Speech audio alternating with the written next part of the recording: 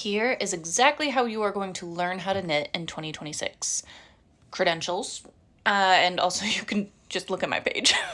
I taught myself how to knit online like 7 years ago or so, so I've done the work myself, and now I knit stuff like this like every day. I have really thought this through. I made like a whole spreadsheet walking you through what I would do if I was starting from complete scratch, like have never touched knitting needles, have never done a single thing. The first page of the spreadsheet goes through kind of like the itinerary of what I would do, and then each month you have a different project to do to work your way up to learning how to knit a sweater, because I feel like that's like the thing people want to do, you know?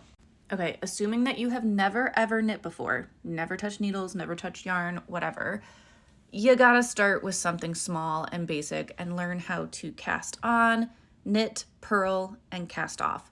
The easiest and fastest way to do that is just a square. And I know like nobody wants to knit a square, it's boring, but at least a dishcloth is a useful square. However, if you have like maybe knit a little bit before, or you're just like gung-ho, you're ready to do it, try the simple thing. This is basically the Sophie scarf, but it's free. And they have like linked in here tutorials on how to do it. And they have also pretty good like pictures explaining the process of how to knit this. This is garter stitch, so there's not really any purls in here, but it's gonna get you started on the right track. Okay, so then after you have the gist of knits and purls, we are going to transition into Hatland.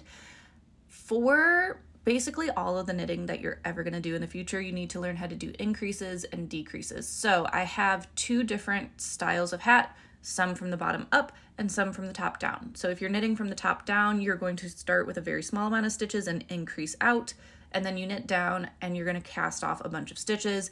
And then this one is a bottom up hat, is the opposite. You're going to start with a lot of stitches, knit your way up, and then you have to decrease up to the crown of the head.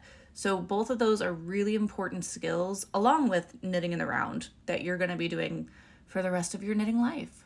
This is one of the top-down hats, but it also has a lot of practice for knits and purls with basically every hat option that you have. I should have said too, the spreadsheet has a challenge pattern for pretty much every category that has something a little bit different. So whether you have knit before, or like I said, you're just like really into it, you're getting going, it's the same like concept, but there's something else that's more challenging about it. So there are more options than just like the world's simplest hat. Okay, hats are done. Now it's time to work on something a little bit more fiddly. I'm suggesting DK weight socks. Fingering weight socks, which is like the normal sock weight socks, they are definitely more fiddly for beginners. So DK weight socks, it's starting with a little bit of a thicker yarn. It makes things a little bit easier, or you can do like fingerless mitts.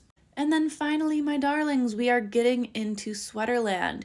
You have done all of the prep. You've learned how to do all of the increases, decreases, learning how to cast on, cast off, do all the things. Now it's time to knit a sweater. I have example here, the step-by-step sweater by Florence, but there's a couple more in the spreadsheet. Every pattern in the spreadsheet is free, by the way, but obviously you will need like the materials. But I feel like free patterns is like a good low ticket entry into knitting. Like you're not, I don't know, you're not investing as much, and you need to buy the needles and the yarn. There's a lot to like get started with without also spending like 10 bucks on a pattern.